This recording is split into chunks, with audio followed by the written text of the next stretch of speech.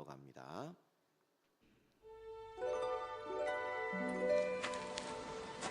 여호와께서 아브라함에게 이르시되 너는 너희 고향과 친척과 아버지의 집을 떠나 내가 네게 보여줄 땅으로 가라. 내가 너로 큰 민족을 이루고 네게 복을 주어 네 이름을 창대하게 하리니 너는 복이 될지라. 너를 축복하는 자에게는 내가 복을 내리고 너를 저주하는 자에게는 내가 저주하리니 땅의 모든 족속이 너로 말미암아 복을 얻을 것이라. 이에 아브람이 여호와의 말씀을 따라갔고 롯도 그와 함께 갔으며 아브람이 하란을 떠날 때 75세였더라. 아브람이 그의 아내 사레와 조카 롯과 하란에서 모은 모든 소유와 얻은 사람들을 이끌고 가나안 땅으로 가려고 떠나서 마침내 가나안 땅에 들어갔더라. 아브람이 그 땅을 지나 세겜 땅 모래 상수리 나무에 이르니 그때 가나안 사람이 그 땅에 거주하였더라. 여호와께서 아브람에게 나타나 이르시되 내가 이 땅을 내 자손에게 주리라. 자기에게 나타나신 여호와께 그가 그곳에서 제단을 쌓고 거기서 베델 동쪽 산으로 옮겨 장막을 치니 서쪽은 베델이요 동쪽은 아이라. 그가 그곳에서 여호와께 제단을 쌓고 여호와의 이름을 부르더니 점점 남방으로 옮겨갔더라. 그 땅에 기근이 들었으므로 아브람이 애굽에 거류하려고 그리로 내려갔으니 이는 그 땅에 기근이 심하였음이라. 그가 애굽에 가까이 이르렀을 때 그의 아내 사레에게 말하되 내가 알기에 그대는 아리따운 여인이라. 애굽 사람이 그대를 볼 때에 이르기를 이는 그의 아내라 하여 나는 죽이고 그대는 살리리니 원하건대 그대는 나의 누이라 하라. 그러면 내가 그대로 말미암아 안전하고 내 목숨이 그대로 말미암아 보존되리라. 아브람이 애굽에 이르렀을 때 애굽 사람들이 그 여인이 심히 아리따움을 보았고 바로의 고관들도 그를 보고 바로 앞에서 칭찬하므로 그 여인을 바로의 궁으로 이끌어들인지라. 이에 바로가 그로 말미암아 아브람을 후대하므로 아브람이 양과 소와 노비와 암수 나귀와 낙타를 얻었더라. 여호와께서 아브람의 아내 사레의 일로 바로와 그 집에 큰 재앙을 내리신지라. 바로가 아브람을 불러서 이르되 내가 어찌하여 나에게 이렇게 행하였느냐? 내가 어찌하여 그를 내 아내라고 내게 말하지 아니하였느냐?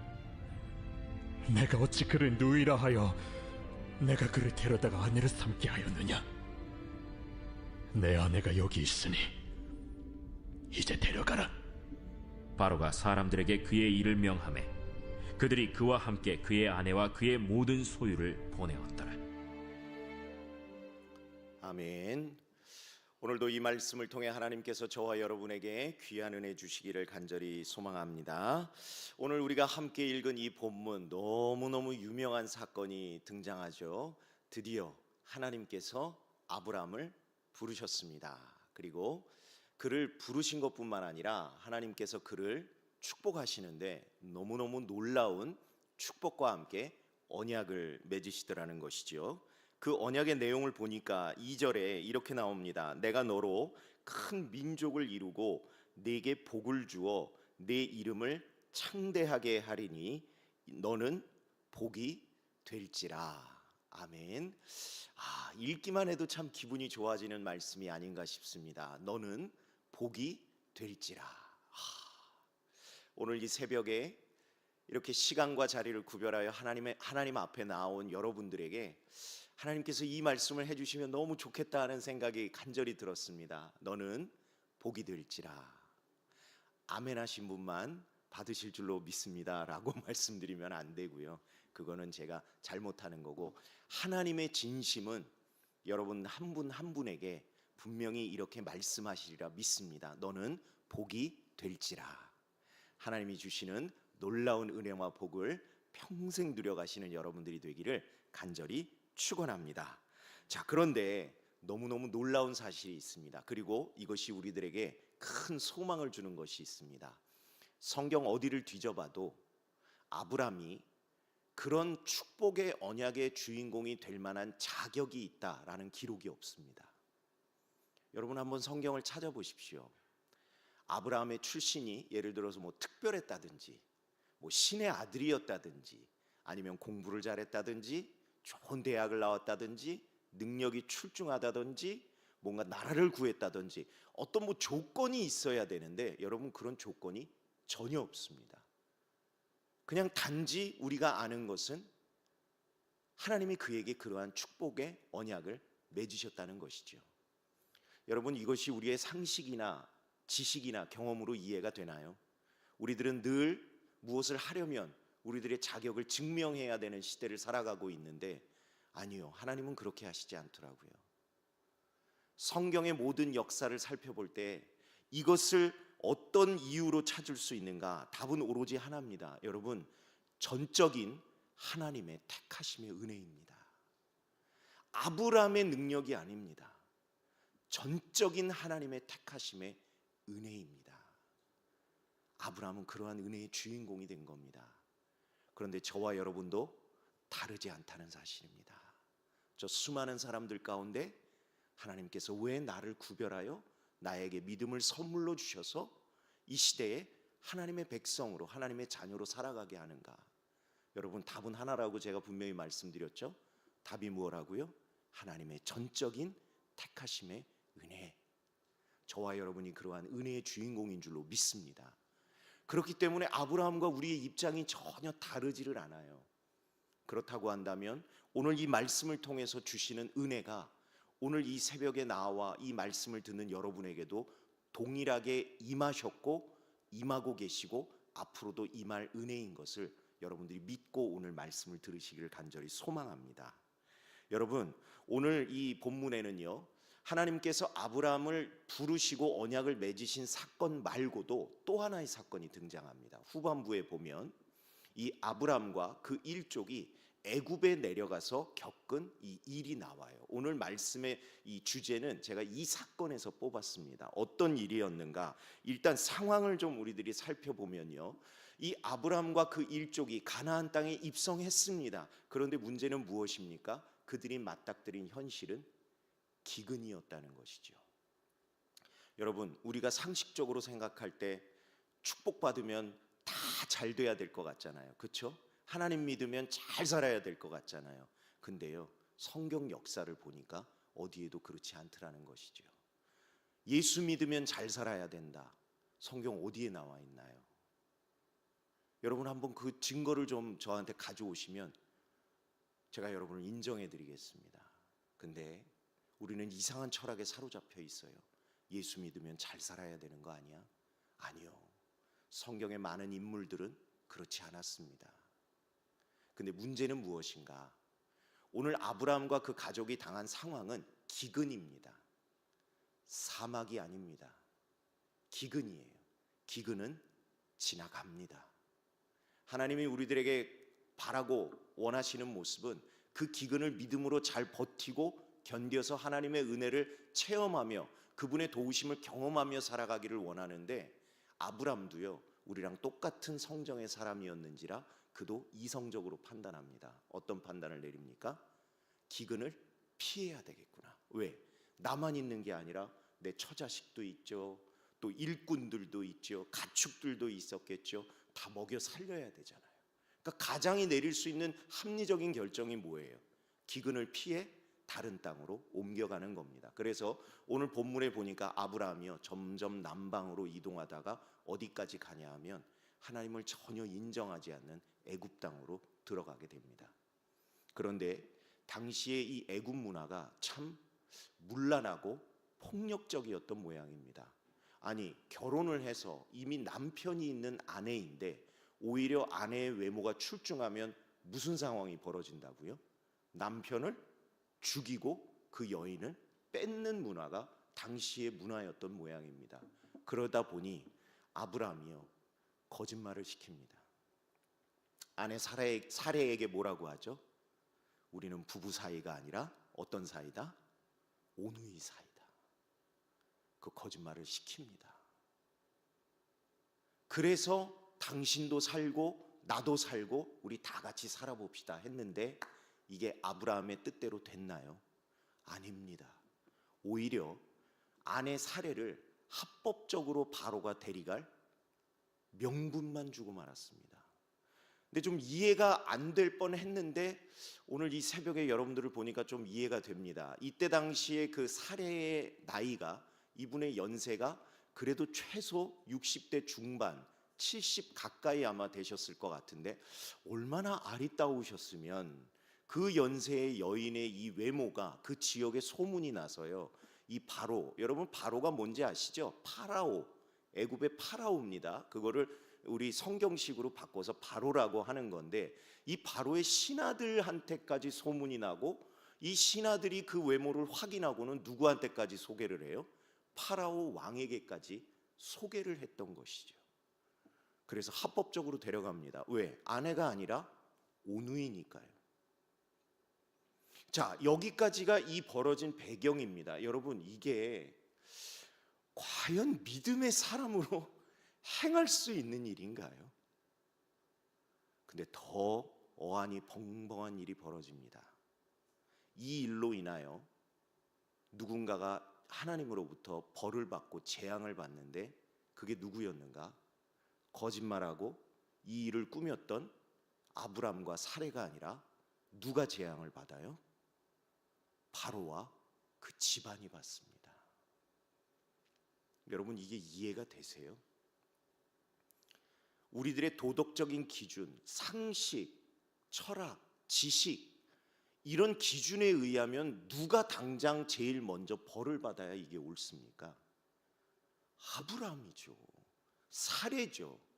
오히려 바로와 그 집안은 놔두고 바로는 여러분 피해자 아닙니까? 여러분 그런 생각 안 해보셨어요? 거짓말 사기 당했잖아요. 지금 자기의 그 재산까지 막 내줬잖아요. 예쁜 누이 주셔서 너무 고맙다고. 그런데도 불구하고 누가 하나님으로부터 재앙을 받았는가? 바로와 그 집안이 재앙을 받았다는 사실입니다. 여러분, 이게 상식적으로 이해가 되세요? 저는 도저히 되지 않더라고요. 근데 여러분, 답이 있습니다. 마치 아브라함이 축복의 언약의 이 백성이 될 수 있었던 것, 저와 여러분이 하나님의 자녀, 하나님의 백성이 될 수 있었던 것이 단 하나의 이유가 뭐라고요? 하나님의 전적인 택하심의 은혜라면, 우리가 상식적으로 아무리 생각해도 이해할 수 없는 이 상황을 해석할 수 있는 유일무이한 답은 오직 누구에게 있는가? 하나님께 있다는 사실이죠.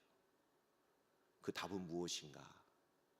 오늘 설교의 제목이 그 답입니다. 저를 한번 따라해 보실까요? 언약 백성을 보호하신 하나님. 네, 여러분 조금 이해가 되세요? 하나님께서도 선택을 하셨는데 누구를 보호하기를 선택을 하셨는가? 언약 백성을 보호하기로 선택하셨다는 사실입니다. 이것 외에는 답을 찾기가 쉽지 않아요. 그런데 이것이 사실이라는 것이죠. 왜? 실제로 그런 일들이 일어났기 때문에. 여러분, 우리들의 상식이나 철학이나 지식이나 이런 것들로요, 하나님의 이 사랑, 하나님의 이 은혜를요, 우리들이 이해할 수 없습니다. 그렇기 때문에 세상은 하나님을 믿을 수가 없어요.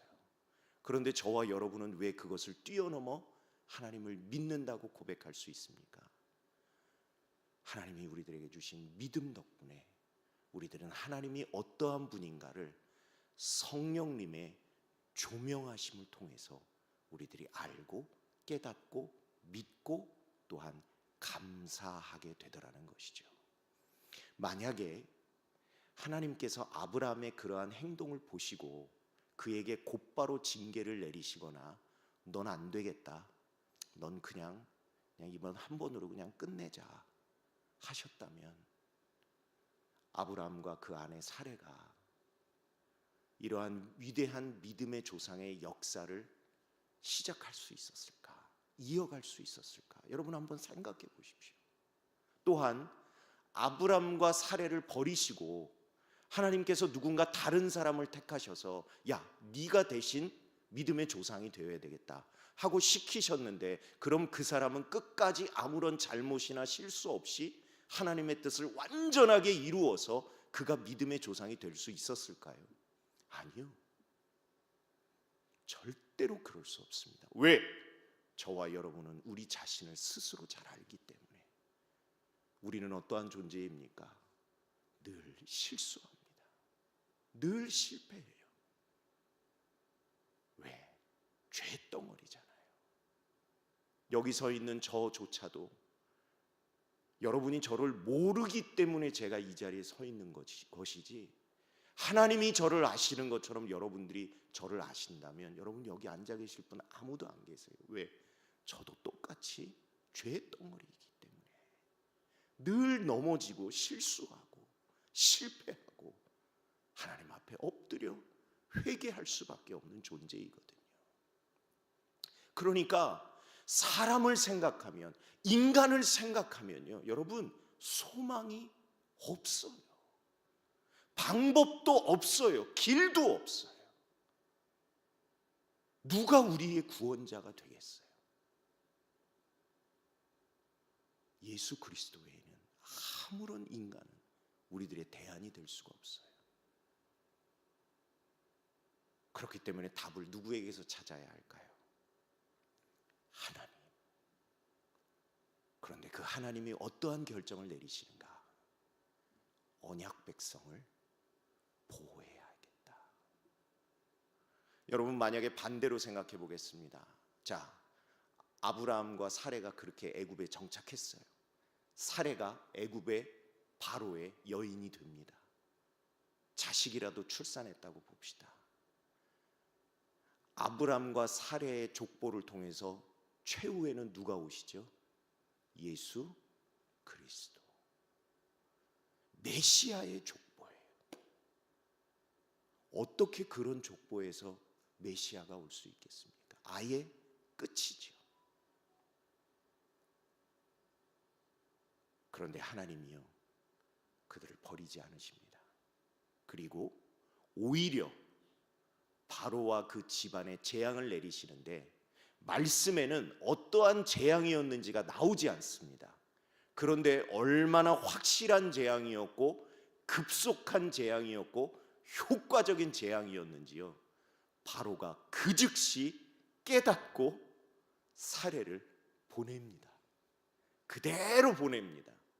아무 일도 일어나지 않습니다. 더더군다나 자기가 거짓말 때문에 피해자라는 걸 알았잖아요. 그때 당시에 여러분, 이 애굽의 왕 파라오의 권력이라는 건 대단한 겁니다. 야, 저 일족을 쓸어버려. 그래도 누구도 할 말이 없을 때입니다. 그런데 오늘 성경에 보니까 어떻게 돼요? 그대로 아브람과 그 아내와 그 일족과 재산과 모든 걸 그대로 내보내줍니다. 머리털 하나 건드리지 않습니다. 이것을 통해서 무엇이 이루어지는가? 오늘 우리가 전반부에 읽었었던 하나님이 아브라함에게 약속하셨던 언약이 그대로 성취되어 가는 역사가 이루어지게 되더라는 것이지요. 그렇기 때문에 효과 면에서 봤을 때도 물론 벌받아야 할 사람, 물론 징계받아야 할 사람은 당연히 아브라함과 사레였지만, 하나님의 축복의 언약을 이어가고 인류를 구원하시기 위한 하나님의 그 놀라운 구속사의 계획을 이루어 가시는 데 있어서 가장 효과적이었던 것은 바로와 그 집안에 재앙을 내리심으로 언약을, 축복을 약속하셨던 그 백성을 구원해 가시는 그 일이 가장 확실하고도 분명한 일이었다는 것을 우리들이 말씀을 통해서 깨닫게 됩니다. 여러분, 하나님의 이러한 사랑 섭리는요, 우리들이 상식으로는 이해할 수 없어요. 이 땅, 이 세상이 말하는 윤리와 도덕으로는 이해할 수 없어요. 그런데 이것이 우리들에게 은혜로 받아들여지면, 이 새벽에 저와 여러분들이 얼마나 하나님 앞에 감사하게 되느냐 하면요, 바로 저와 여러분이 그 은혜의 주인공이기 때문이라는 사실입니다. 여러분, 잘못 안 하세요? 실수 안 하세요? 실패 안 해보셨어요? 하나님 앞에 죄 안 지으세요? 만약에 우리들이 죄 지을 때마다 하나님이 우리를 징계하고 재앙을 내리시고 우리들에게 벌을 내리셨다면요, 저와 여러분 중에 이 자리에 지금 남아있을 사람 아마 아무도 없을 겁니다. 그런데 어떠한 하나님이시기에 인간의 지식과 도덕과 윤리와 철학을 뛰어넘어서 인간의 언어로는 도저히 표현할 수 없는 그 깊고도 넓고도 크고도 오묘하신 그 하나님의 사랑, 그 은혜 덕분에 저와 여러분이 언약 백성으로서 하나님의 용서와 보호와 돌봄과 인도하심을 경험하며 매일매일 살아가는 줄로 믿습니다. 그러한 고백이 여러분들 가운데 있기를 간절히 소망해요. 여러분들 마음 가운데 아니 내가 그냥 사는 대로 사는 거지. 아니요, 여러분. 하나님이 재앙을 내리시겠다 결단하시는 순간 오늘 이 바로를 보십시오. 얼마나 이 재앙이 확실하고 급속했으면 그대로 다 내보내줬다니까요. 털끝 하나 건드리지 않았다니까요. 왜? 피해자인데, 권력자인데도요. 그랬다니까요. 우리 중에 살아남을 사람이 없습니다. 그런데 어떻게 우리가 오늘 이 새벽에도 하나님이 생명 주셔서 호흡 주셔서 이 자리에 나와 하나님을 예배할 뿐만 아니라 말씀 듣고 기도할 수 있는가? 여러분 한 분 한 분이 하나님이 택하신 언약 백성이기에 그 언약 백성을 지키시고 보호하시는 하나님의 은혜와 사랑 덕분임을 여러분 오늘 이 새벽에 저와 함께 감사함으로 고백할 수 있는 저와 여러분 되기를 간절히 소망합니다. 그래서 이 아브라함은요 아마 분명히 깨달았을 거예요. 누가 진짜 힘 있는 분인가? 자기가 생각해도 그렇잖아요. 어떻게 이런 일이 있을 수 있어요? 그런데 바로도 손끝 하나 건드리지 못할 정도로 보호받은 자신들의 처지와 상황과 여건을 바라보며 그는 분명히 알았을 겁니다. 태양신의 아들이라 불리던 이 애굽의 바로보다 크신 분이 누구신가? 하나님이시로구나. 하나님이시로구나. 하나님이 이 약속을, 이 언약을 끝까지 이루어 가시겠구나. 그 믿음이 오늘 이 새벽에 저와 여러분들에게 있기를 간절히 소망합니다. 그래야 기도할 이유가 있는 거잖아요. 그렇지 않아요? 여러분 벌 받으려고 이 자리에 오신 거 아니잖아요. 기도 응답해 주실 하나님을 소망하며 나오셨잖아요. 그 이유는 나에게 있는 것이 아니라 오직 하나님께 있는 줄로 믿습니다.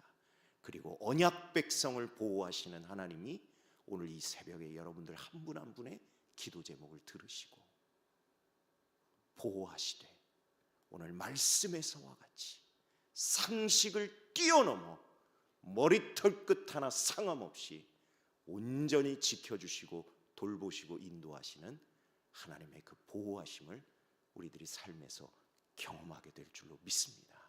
그러한 소망을 가지고 오늘도 나를 위하여, 우리 가정을 위하여, 우리 교회를 위하여, 일터와 사업장을 위하여, 나아가 나라와 민족을 위하여 하나님 택하신 백성을 보호하여 주옵소서. 오늘 기도하고 믿음으로 힘차게 삶의 자리로 돌아가는 저와 여러분들이 다 되시기를 주님의 이름으로 간절히 부탁을 드립니다. 기도하겠습니다.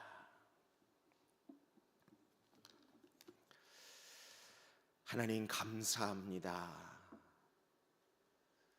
정말 크고도 넓고도 깊고도 오묘하신 그 은혜와 사랑으로 저희를 택하여 주시고 언약 백성 삼아 주시고 그때로부터 지금까지 그리고 앞으로도 저희를 보호해 주실 것을 믿고 하나님 앞에 감사드립니다.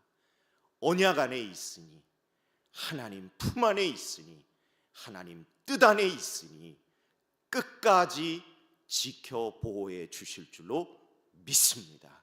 오늘 주님 앞에 그러한 믿음을 가지고 우리 각자의 자신과 또한 가정과 일터와 사업장과 교회와 나라와 민족을 위하여 기도할 때 하나님 응답하여 주시되 정말 너무나 급속하고 확실하여서 세상이 인정할 수밖에 없고 굴복할 수밖에 없고 따를 수밖에 없는 하나님의 놀라운 보호하심을 경험하는 저희들 다 되도록 역사하여 주시옵소서. 오늘도 주님께 감사하여 감사 헌금으로 1,000번째 예물로 또한 창립 40주년 기념 봉헌 예물로 그리고 무엇보다 이 모든 것이 하나님께로부터 왔습니다. 감사함으로 드리는 11조 헌금까지 또한 오늘 이 시간과 건강과 자리를 구별하여 드린 모든 마음의 정성까지 하나님 앞에 올려드립니다. 하나님 기쁘게 받으시고 응답하여 주시되 바라고 소망하고 꿈꾸고 그려가는 것보다 갑절의 은혜로 역사하여 주옵소서. 믿사옵고 예수님 이름으로 기도드립니다. 아멘.